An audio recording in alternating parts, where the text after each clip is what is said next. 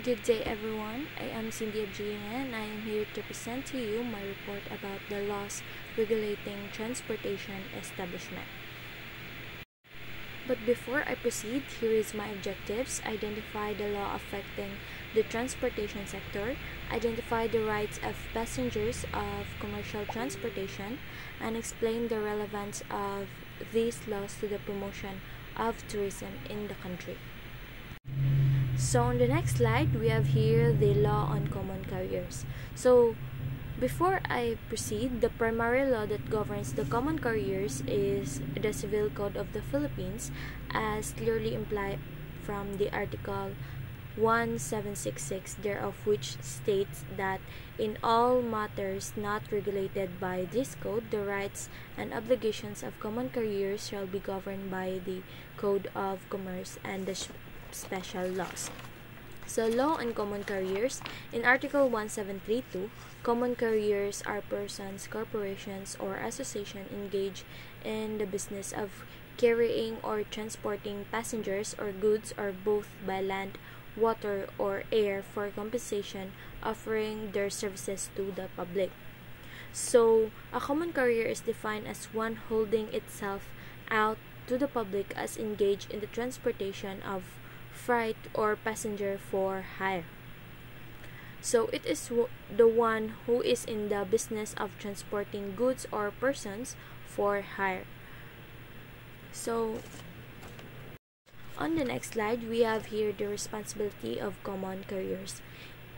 We have here the three articles. First is the Article 1377, which is the common carrier from the nature of their business and for the reasons of public policy are bound to observe extraordinary diligence in the vigilance over the goods and for the safety of the passengers transported by them.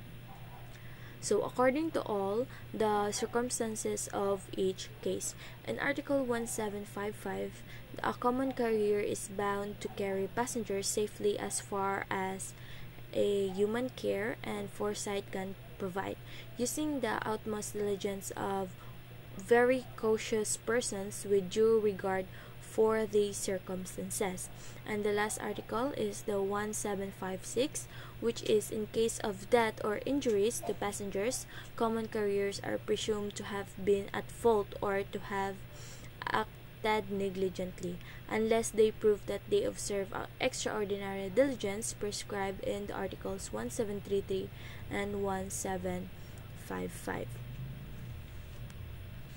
So on the next slide, we have here the liability of common carrier for the acts of employees and strangers. So in Article 1759, common carriers are liable for the death or injuries to the passengers through the negligence of willful acts of the former employees. So although such employees may have acted beyond the scope of their authority or in violation of the orders of the common carriers.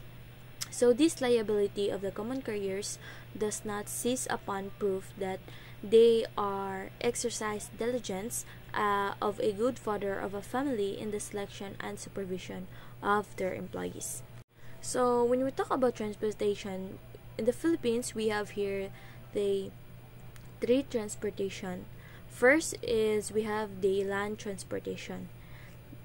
The main agency overseeing land transportation is the Land Transportation Franchising and Regulatory Board, or what we call the LTFRB.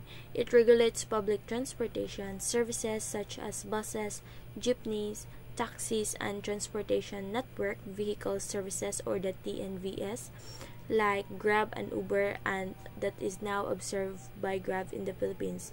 So we have here also the LTO as one of the government agencies that transport that is connected to land transportation.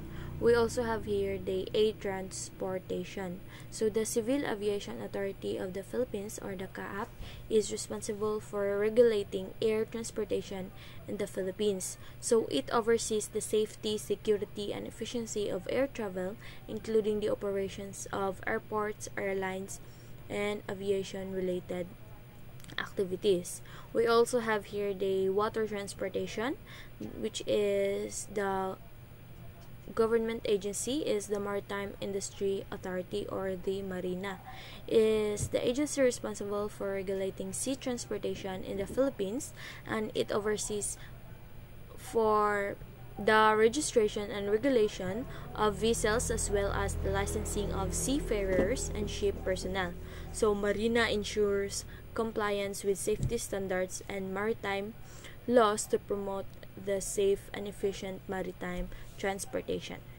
So the next slide, we have here the accreditation of transportation vehicles by the Department of Tourism, its advantages. So if your transportation vehicle is accredited by the Department of Tourism, you have these advantages. First is the credibility and trust, the compliance with standard, market differentiation, access to tourism opportunities, enhanced customer satisfaction, and support for tourism development.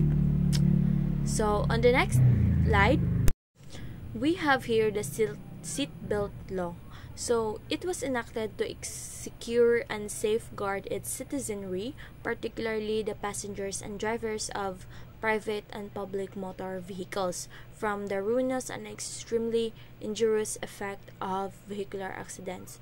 So here is the reason why seatbelt law was raised or enacted.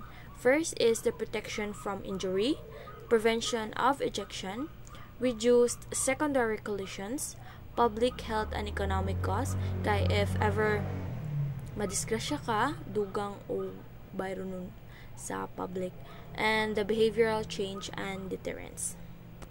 The last slide, we have here the traffic laws. Ano Public Act number 4136 is a common compilation of laws relative to traffic rules and regulation.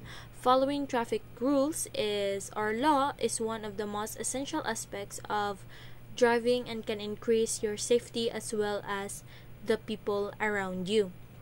So here is the reason why traffic laws are being raised. So for the visitor safety, for the protection of tourist attractions, to enhance visitor experience, for preservation of cultural heritage, the promotion of sustainable tourism, legal compliance and liability reduction, and the destination branding and reputation. And that could be all, ma'am. Again, I am Cindy Abjelina from BSHM 3A. Thank you.